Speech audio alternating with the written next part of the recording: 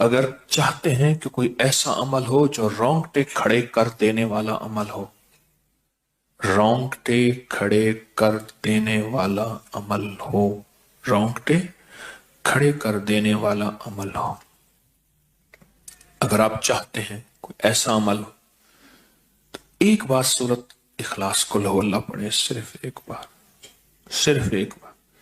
سورت اخلاص پڑھے، صرف ایک بار. اور جب پہنچے نا اللہ الصمد قل هو اللہ احد اللہ الصمد. میں یہاں بھونٹ پورا میں کچھ دن رہا اور ایک صاحب میرے پاس آئے، مجھ سے کہنے لگے کہ میرے اوپر کسی نے ایک ایسا کالا جن اور ایسا خطرناک جن مسلط کیا ہے کہ جو میں آنکھوں سے دیکھتا ہوں اور میری بیوی آنکھوں دیکھتی ہے، بچوں کو نظر نہیں آتا، کوئی گھر میں آئے اس کو نظر نہیں آتا، میں آنکھوں میں دیکھتا ہوں. کہنے لگا ایسے دیوار کے اندر چلا جاتا ہے، پھر دیوار سے باہر نکل آتا ہے، چھت کے اندر جاتا ہے اور چھت پھٹتی محسوس ہوتی ہے، ہم ڈر کے بعض اوقات ہٹ جاتے ہیں کہ چھت پھٹی ہے گر نہ جائے، پھر وہ مل جاتی ہے، پھر ایسے چلا جاتا ہے. وہ کالا جن ایسے چلا جاتا ہے، ایسے آ جاتا ہے. کہا کہ اسے کسی نے ہمارے اوپر مسلط کیا ہے، ان کے کچھ مسائل تھے، کوئی آپس میں مسلط کیے، اور کہا کہ وہ جن ایسا ہے ہمیں عبادت نہیں کرنے دیتا، تسبیح نہیں کرنے دیتا، وظیفے نہیں کرنے دیتا، اعمال نہیں کرنے دیتا، ہمارا منہ بند کرتا ہے. مجھے آج بھی اس بندے کے الفاظ یاد ہیں. 2 اس کے ساتھ بوڑھی خواتین تھیں، ایک بہن تھی، ایک بیوی تھی، بیچارہ حالات کا ستایا مارا ہوا، کچھ 60 65 کے 70 کے قریب اس کی عمر تھی. کہنے لگا کہ جب میں قل ہو اللہ پڑھتا ہوں تو اس کی گرفت ڈھیلی پڑ جاتی ہے، اور جب میں پڑھتا ہوں نا اللہ الصمد، تو کہا کہ اللہ الصمد پڑھتے ہی وہ ایک دم دور ہو جاتا ہے، ایسے جیسے کسی چیز کو کوئی دھکا دے اور وہ چیز دھکے سے ایک دم دور ہو جائے. اللہ الصمد، ایک دم وہ دھکے سے ایک دم کوئی دور ہو جائے. کہا کہ ایسے ہی ہوتا ہے اللہ الصمد، اور کہا کہ بس یہی وظیفہ جو ہے، کہا کہ مجھے مفید ہوا ہے، موافق ہوا ہے یہی وظیفہ، اور کہا کہ بس اب میں صرف یہی وظیفہ پڑھتا ہوں. مجھ سے کہنے لگا آپ مجھے کوئی وظیفہ بھی دیں گے نہیں پڑھنے دیں گے، یہی اگر اجازت دے دیں. تو میں نے کہا اس سے بڑھ کے اسم اعظم کون سا ہے، اس سے بڑھ کے پرتاثیر چیز کون سی ہے؟ میں آپ کو یہی وظیفہ دے دیتا ہوں، آپ اسی وظیفے کو پڑھیں. پھر میں نے اس کو ایک ترکیب بتائی، آپ کو ہی بتاتا ہوں، شاید میں زندگی میں پہلی دفعہ بتا رہا ہوں یا پہلے بتائی ہوگی، جہاں تک میری یادداشت ہے پہلی دفعہ بتا رہا ہوں. یہ نہیں کہ چھپاتا ہوں، دعویٰ تو پھر بھی نہیں کر سکتا، بھول جاتا ہوں پھر یاد آتی ہے بازو کا. اب وہ چیز آپ کو عرض کر رہا ہوں. میں نے اسے کہا صرف ایک دفعہ سورۃ اخلاص پڑھ، اول آخر 3 دفعہ درود شریف. رونگٹے کھڑے کر دینے والا عمل، اس کا نام جو میں نے سال سے رکھا ہے رونگٹے کھڑے کر دینے والا عمل. حدیث میں آتا ہے، مفہوم ہے کہ جب بندے کی اضطراری کیفیت ہوتی ہے، بے چین، بے قرار، پریشان ہوتا ہے، مضطر، اس وقت عرش الہی ایک دم میں حرکت میں آتا ہے، رحمت متوجہ ہوتی ہے اور اللہ کا عرش ہل جاتا ہے. رونگٹے کھڑے کر دینے والا عمل، ایسا عمل جس میں انسان جو ہے بس ایک پل میں ایسے بے چین بے قرار ہو. اس کی ترکیب یہ ہے کہ والا کر درود پاک 3 بار، ایک دفعہ سورۃ اخلاص پڑھیں، اور پڑھ کے جب اللہ الصمد پہ پہنچے نا تو اس کو ہلکا ہلکا دل میں دہرائیں، اللہ الصمد اللہ الصمد، دہرائیں، توجہ سے دہراتے جائیں. پہلے الفاظ آتے ہیں اور سے سنیے گا، پہلے الفاظ آتے ہیں پھر کیفیات آتی، پہلے الفاظ آتے ہیں پھر کیفیات آتی، پہلے الفاظ آتے ہیں، انسان پہلے الفاظ سے، بچہ نا، اسی بچے کو آپ ایسے لوگوں میں، بچے کو ایسے لوگوں کے ساتھ پلنے کے لیے جو بول نہیں سکتے، بچہ کبھی نہیں بولے گا، ہوں کہاں کرے گا، کرے گا، بول نہیں سکے گا، کیونکہ بچہ الفاظ چنتا ہے پھر وہ الفاظ بولتا ہے،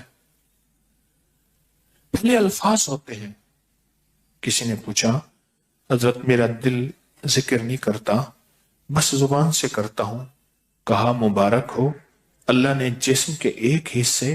زبان کو قبول کر لیا ہے، اس کو نہ چھوڑنا، ایک وقت آئے گا دل بھی قبول ہو جائے گا، ایک وقت آئے گا دل بھی قبول ہو جائے گا، اس زبان والے ذکر کو نہ چھوڑنا، ایک وقت آئے گا دل بھی قبول ہو جائے گا، اس کو نہ چھوڑنا، اس کو نہ چھوڑنا، حقیقت کہہ رہا ہوں۔ میں نے اس سے کہا کہ ایک ایسا کام کر، تنہائی میں بیٹھ، اور تنہائی میں بیٹھ کے نا، بس صرف تو ہو، اللہ ہو، بندہ ہو، تنہائی میں بیٹھ، اور تنہائی میں بیٹھ کر، تنہائی میں بیٹھ کر آپ نے ذکر کرنا، تنہائی میں بیٹھ کر آپ نے ذکر کرنا، تنہائی میں بیٹھ کر، اور اللہ الصمد کی ضربیں لگانی ہے دل پہ، دل پہ، دل پہ۔ پڑھنی صرف ایک دفعہ سورۃ اخلاص ہے، اور جب دیکھیں نا رونگٹے کھڑے ہو گئے ہیں اور انگ انگ میں سے آنسو بہنا شروع ہوئے ہیں، آنکھوں سے، آنسوں سے، اور دل سے، اور کیفیات سے، ہر جسم کا حصہ اللہ کی طرف متوجہ ہو گیا ہے، ہر دل کا حصہ، ہر جسم کا حصہ، ہر رگ رگ رگ رگ رگ رگ اللہ کی طرف متوجہ ہو گئی ہے،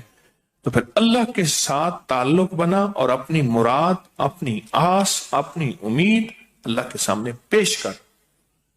اپنی مراد، اپنی آس، اپنی امید اللہ کے سامنے پیش کر، اور اللہ الصمد کو دوہرا دوہرا دوہرا دوہرا دوہرا۔ یہ جو جنگلوں میں کہتے ہیں چلا کیا فلاں بابا جی نے، پہاڑوں کی غاروں میں چلا کیا فلاں بابا جی نے، کنووں کے اندر چلا کیا، ابھی بھی ایسے کنویں موجود ہیں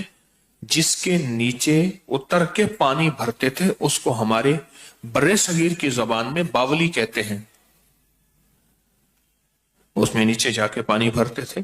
میں نے بخارا کے اندر دیکھا اور کئی جگہ دیکھا، ٹھٹھا میں بھی ابھی وہ ہیں، ٹھٹھا میں لیکن خشک ہو چکے ہیں، نیچے جا کے پانی بھرنا، ان کنووں کی گہرائیوں میں جا کے، تنہائیوں میں بیٹھ کے، خشک کنووں میں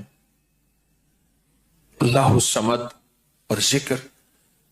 اس کی وجہ اندر تنہائیوں میں۔ یا پھر کیا کیا، کہا کہ